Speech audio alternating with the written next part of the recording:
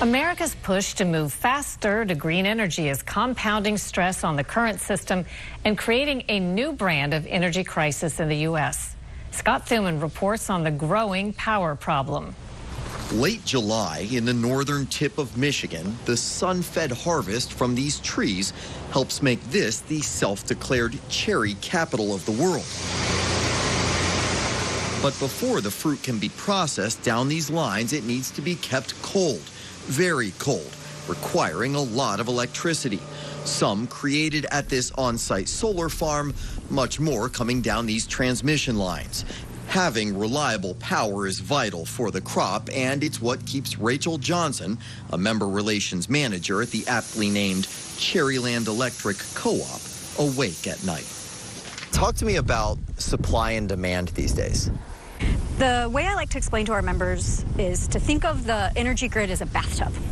And essentially, we're filling that bathtub with a low-flow faucet, and at the same time, we've pulled the drain on the bottom.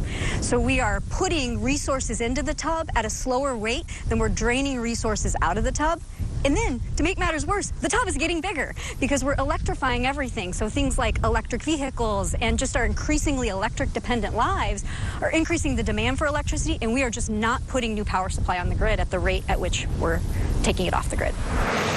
So urgent a problem that all summer, much of this area was considered at risk of so-called rolling blackouts, targeted, deliberate power outages in certain areas. A couple of hours away from the cherry factory is the Alpine Power Plant, one of the newest, cleanest, and most efficient in the region, where giant jet turbines are fed by natural gas. This is a real workhorse. A system like this one can provide power for about 100,000 customers. The problem, some say, is there just aren't enough of these out there. So this is where the power comes from. This is where the power comes from. Eric Baker runs the Wolverine Power Cooperative, operating this power station and several others across northern Michigan. Do you think Americans should expect more blackouts? Yes. Does that scare you?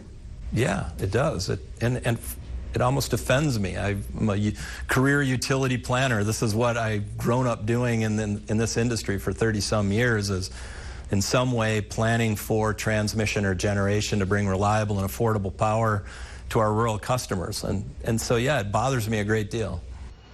What bothers Baker and many others in the power generation business is switching off older coal and nuclear plants like this one in southwest Michigan that closed earlier this year.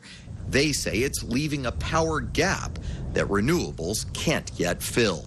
I think more and more wind and solar is a good idea. Where it's challenging is when it gets to the margin of the assets that we need to keep the lights on, because we don't have a technology that can store energy today, and I don't think we will in a decade, and I don't know that we will in 2 decades, have a meaningful storage technology that can collect power today and discharge that over several days in the future. But the pace of change is accelerating, with the White House encouraging the move away from older, dirtier options. Just 15 years ago, America generated more than half its electricity from coal-fired plants.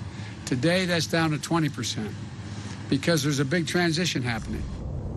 Some states that built their economies on fossil fuels are leading the way in wind and solar.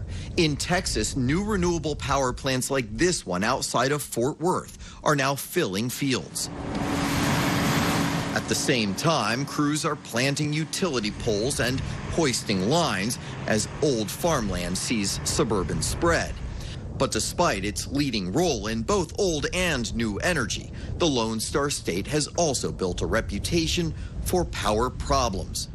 Mid-June in Texas and dangerous heat already turning. This past summer, high heat had grid operators here pleading for people to adjust thermostats and lower demand.